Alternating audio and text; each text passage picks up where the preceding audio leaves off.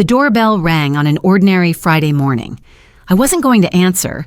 It was usually someone selling solar panels or internet packages. But it rang again, firmer this time. I stepped out, crumbs from my toast still on my fingers. A young woman stood there. Her black hair was neatly tied back, a backpack slung over one shoulder, eyes both determined and uncertain. "Are you Marta Rivera?" I nodded slowly. "My name is Camila," she said. "I'm Luis's daughter." I froze. It had been 20 years since anyone had spoken that name. No one dared to. "He's gone," she continued. "Before he passed, he told me to give you this. A minor silver key. Nothing special. But I knew it would unlock the door to a truth I'd buried all my life. I am Marta. I'm 68 years old. And this is the story I once thought I'd take to my grave. If you believe the best chapters in life can begin at any moment, stay with me. And don't forget to subscribe to true stories of family, faith, and forgiveness. 20 years have passed, and I can still remember the smell of Julio's enchiladas every Monday morning. The spicy red sauce filled the tiny kitchen behind the restaurant we built together over nearly 2 decades. La Vida de Julio. That was its name. It wasn't just our livelihood. It was our life, love, faith, and sacrifice. Julio was my husband, a quiet man with a kind smile and warm eyes. He cooked. I kept the books. Luis, our only son, was his father's shadow. He learned to season food before he could read. By 22, he worked full-time at the restaurant, diligent, punctual, never complaining. I used to think we were the kind of family people wrote glowing articles about. We weren't rich, but we were content. Julio didn't trust banks. Years of living in Veracruz, where his family lost everything during a financial collapse, had made him wary. He never put money anywhere except the safe. "This," he'd say, placing a hand on the cold metal door, "is something I can touch. This is something I can keep." He'd tuck a small portion of the earnings every week after closing, organized, labeled. Buyout fund, emergency fund, payroll, taxes, and the biggest envelope of all, future fund. We'd been renting the space since our first year in business. The landlord had once promised to sell it to us when we could afford it. After 14 years, we were close to $300,000. We'd built a dream with our hands, sweat, oil burns, and 1,000 nights of counting receipts until our eyes blurred. Julio taught Luis how to open the safe on his 21st birthday. I remember it clearly. He called him into the office, wrote the code on a sticky note, and burned it once Luis memorized it. "If anything ever happens to me, you'll need to take care of your mother," he said. Luis nodded, eyes solemn, as if he'd just received a will. I wasn't worried. Luis was the kind of son every parent dreams of. He didn't smoke, party, or hang out with strangers. While others his age were in bars or on vacations, he worked extra shifts. I trusted him more than I trusted myself.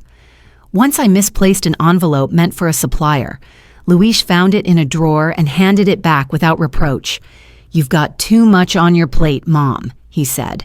"Next time, let me double-check with you." Julio and I would sit at dinner, watching him wipe down tables and smile at each other in quiet gratitude. No words were needed. We knew how lucky we were. That's why when Camila said, "I'm Luis's daughter," what I felt first wasn't surprise. It was fear. Because if Camila was honest, then the past I'd spent 20 years burying was clawing its way back to the surface. And that could only mean one thing. The son I had trusted and loved above all else had lived a life I never knew existed. That morning began like any other. Julio left early to check the deliveries. I stayed in the kitchen, preparing vegetables for the Tuesday lentil soup special. The radio played an old bolero that Julio loved, and the smell of sautéed garlic filled the air. I remember the morning light streaming through the kitchen window, glinting off the stainless steel stove. Everything seemed perfectly calm. Then I heard a sound. Not a pan dropping, something heavier, duller, stranger, like a large body collapsing onto the floor. I ran to the back, heart pounding, and I saw him. Julio was lying on the office floor. His face was pale and ashen, his hands twitched, his eye was half open, and his lips were moving as if trying to form words. His right hand still touched the safe. Its door swung wide open. Inside was nothing. I screamed his name over and over. My hands shook so badly I couldn't dial 911 correctly the first time. I held him close, feeling his body grow colder with every second. 3 days later, Julio was gone. He never woke up. Machines kept him breathing, but the doctors shook their heads. They said massive heart attack, irreversible damage, critical condition. But I knew. The shock of seeing that empty safe killed him. And Luis disappeared. I called him at least 50 times. The phone rang, then went to voicemail. I went to his apartment on the second day after Julio was admitted. I knocked. No answer. I begged the doorman and explained everything. He hesitated, then opened it with a spare key. Everything was in place, a shirt hanging on a chair, plates are still in the sink, a half-read book on the table. But Luis was gone, and his car wasn't in the lot. He had left. No note, no letter, no trace. On the third day, Julio died. I signed the death certificate with a hand that no longer felt like my own. The police came, asking the usual questions. Who knew the safe code? Any strangers around recently? They didn't accuse me, but their eyes said enough. Only 3 people knew that combination: Julio, me, and Luis. The funeral was quiet. Neighbors, a few loyal customers. Everyone offered sympathy, but behind me, I heard the whispers. They say her son took all the money and ran. Poor Julio, trusted his boy and it killed him. I couldn't stay at the restaurant. I couldn't look at that stove or hear the safe click open without seeing Julio on the floor again. I sold it for cheap and I almost gave it away. The new owner changed the name within a month. I moved into a smaller apartment, started working mornings at a hotel, afternoons at a supermarket, and evenings doing bookkeeping for small shop owners. Money stopped being a dream. It became survival. Every dollar had to be counted. I once had a family, a life, a son I loved more than anything. And in a single moment, it all vanished. In the early years, I couldn't say his name. I avoided old photos, avoided the dishes he loved, and avoided the streets we'd walked together. The kitchen in my small apartment no longer smelled of stew or cornbread, only of stale coffee and exhaustion. I worked 3 jobs a day, up at 5 to clean rooms at a hotel, afternoons scanning hundreds of items at the supermarket, evenings hunched over receipts for shop owners who paid me by the hour. Day after day, week after week, I didn't have time to fall apart. But anger doesn't need time. It just stays, silent, steady. I was angry at Luis for taking everything, not just the money, my husband, my faith, the future Julio and I had built with 14 years of sweat, angry that he never came back. No explanation, no call, no letter, not even a few words. Angry at myself for trusting him too much, for missing the signs, for believing my son could do no wrong. The city changed too. Every street held a memory, a trip to buy supplies, a winter night sharing cornbread by the counter. Each memory is a small blade, slicing tiny pieces off my mind. I lived like a shadow, earning just enough to cover rent, eating instant noodles, and hand-washing clothes because the laundromat was too expensive. I cut ties with the past. No birthdays, no Thanksgiving, no Christmas, just gray days, one after another, colorless, tasteless. Whenever someone said child, it felt like cold water poured down my back. Once at the supermarket, an older woman asked how many children I had. I smiled, paid, and walked away. People call it silent pain, but for me, it was loud, restless inside, never letting me sleep. Sometimes I dreamt of Julio. He was always in the kitchen, back turned, seasoning his stew like he used to. I'd run toward him, wanting to hold him, but I never reached him, no matter how far I ran. I'd wake up with my hand on my chest.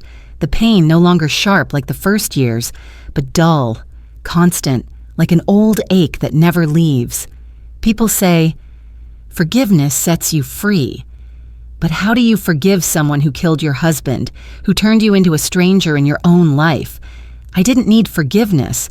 I needed survival. And I did survive. Alone, but unbroken. I thought I'd take that anger to my grave. No one would speak Luis's name again. No one would ask about him. No one would knock on my door. Until that morning. Until Camila stood before me, holding a silver key. That afternoon, San Diego was wrapped in a thin veil of fog. I don't remember exactly how I decided to go with Camila. It felt like someone else was guiding me by the hand, not me, the woman who once swore she'd never forgive. Camila gave directions. She spoke little, her voice soft, as if afraid to wake the pain I wasn't ready to remember. We drove past old warehouses and faded walls along Marina Boulevard until we stopped in front of a storage lot lined with hundreds of orange metal doors. "Here it is," she said, "Unit 113. I held the key in my hand, small, cold, nothing special, yet my fingers trembled. Camila stood beside me in silence. I slid the key into the lock and turned it. Click. The door rattled open with a creaking sound, like a whisper from the past. Dust floated in the dim light. I held my breath. A dark blue safe stood in the center of the small 10-square-meter room, precisely like the one from our restaurant. I froze. "It's the same kind?" Camila asked quietly. I nodded. "Exactly the same." On top of it, a small note, 6 handwritten numbers, slightly slanted, Wenskin 0579, Luis's birthday. I placed my hand on the dial, 16 right, 05 left, 79 right. My palms were sweating, but I didn't stop. The safe opened. Inside, money, piles of it. Neatly bundled, labeled by denomination. Each stack is marked with a year, 2004, 2006, 2009, 2013, up to the last year. I stepped back, leaning against the wall, my heart pounding. "Help me," I said, voice shaking. Camila took out her phone and opened the calculator. I counted each bundle, each bill. She totaled it. $382,000, she said, far more than the amount we'd once saved. I sank to the floor among the stacks of cash. My emotions swelled, uncontrollable. I didn't know if I was angry or relieved. I just knew I was crying. Inside the safe were 3 cardboard boxes, each labeled in handwriting, Camila. We pulled out the first one. Inside were photographs, hundreds of them, organized by year. Camila as a newborn. Camila is taking her first steps. Camila at her kindergarten graduation. Camila with a pink birthday cake. Camila at her quinceañera. My throat tightened as I saw Luis in some of them. Standing behind her, one hand resting lightly on her shoulder. His eyes were filled with something not quite joy, but a deep, aching sorrow. The second box held papers, bank statements, wire receipts, hospital bills, car repair invoices, and the same mysterious documents I had received from unknown sources years ago. The rent payments I'd thought came from an assistance program, the hospital bills someone had quietly paid, the envelopes that appeared in my mailbox were without return addresses. All of them had come from Luis. The last box held a small wooden case. Inside, an old, silver watch, no longer ticking. I turned it over. Engraved on the back were the words, "To Luis, class of 1997. Love, Dad." I broke down. Julio had spent a whole month's wages to buy that watch. Luis had kept it for over 2 decades, even though he never returned. Finally, I noticed a thick envelope with my name on it. Marta. The handwriting was unmistakable. My hands shook. "He wrote that letter a week before he passed," Camila whispered. "He told me to deliver it to you personally." I held the letter. It felt heavy, not just with paper, but with 20 years of waiting, grief, and a too-late confession. I sat in the kitchen, the yellow light falling over the worn paper. On the envelope, the handwriting was still clear. Marta. My hand trembled slightly as I opened it. The paper inside had turned yellow with age. The slanted handwriting was so familiar, it hurt. I took a deep breath and began to read. Mom, if you're reading this, it means I never got to speak to you again. I paused. My chest tightened. How many years had it been since my son last called me Mom? I know what you think of me, that I'm a thief, that I betrayed the family's trust. You have every right to think that. But please, just this once, listen to me. I gripped the letter tighter. I didn't know whether I wanted to keep reading or throw it into the fire. That year, I was 22.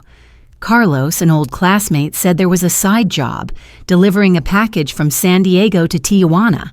One night, $2,000. I was young, foolish, and ambitious.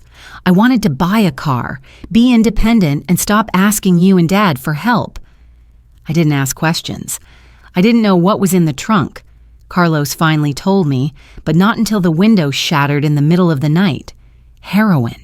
5 kilos. Worth over $300,000. I dropped the letter. My eyes widened.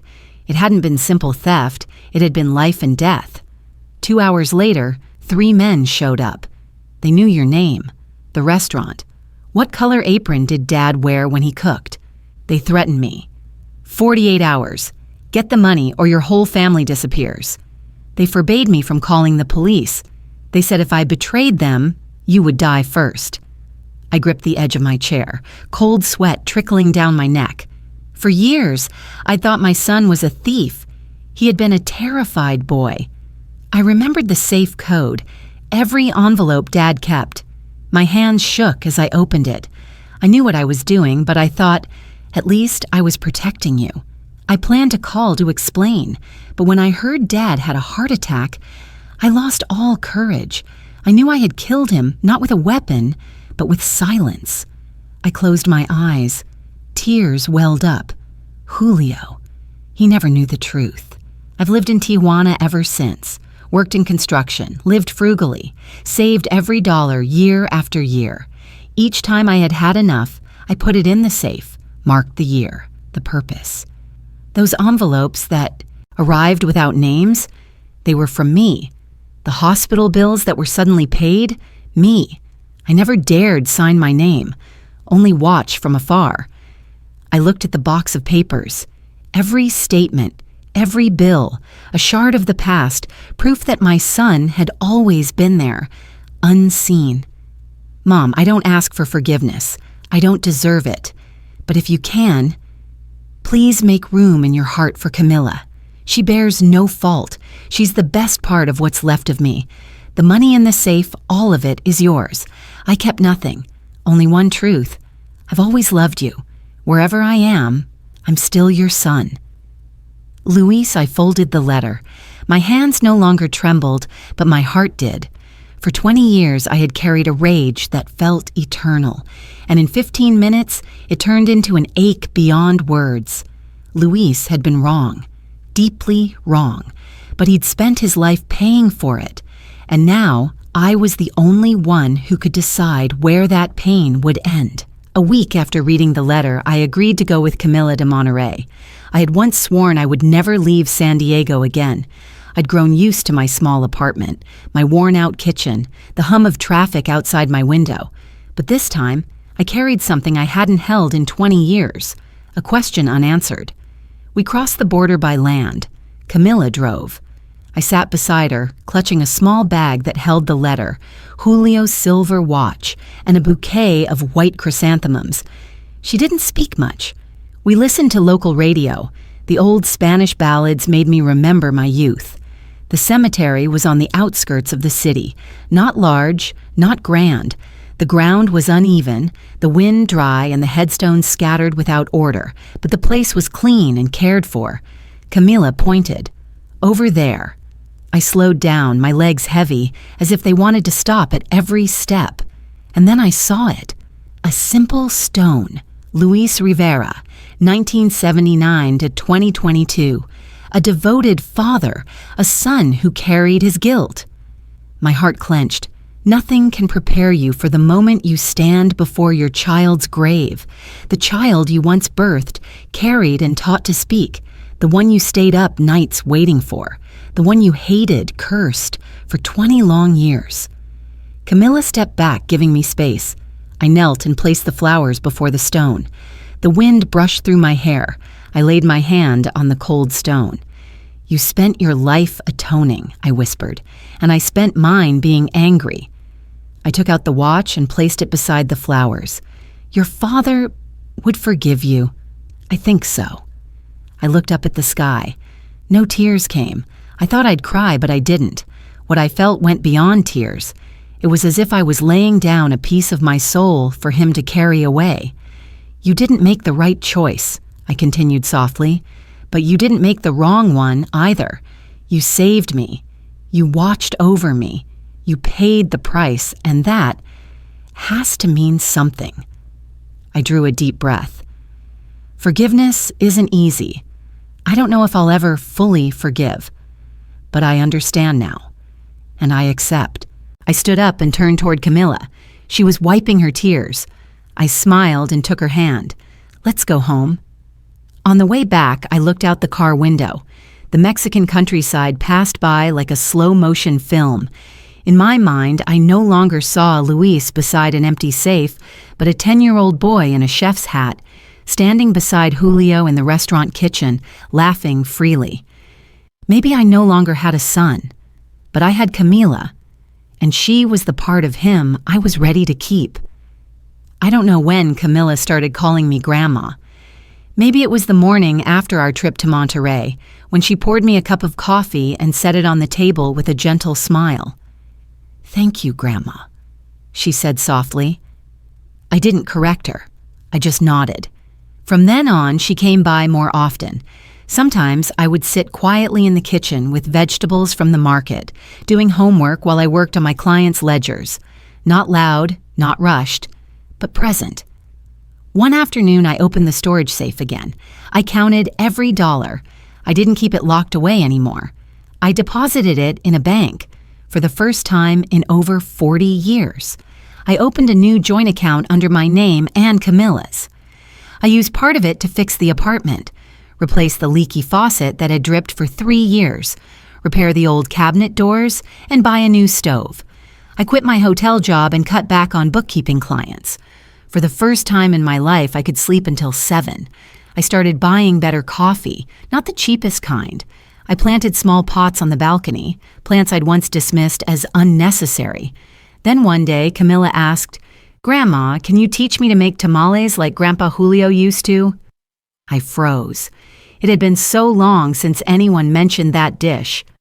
We started from scratch, mixing the dough, marinating the meat, wrapping each corn husk carefully.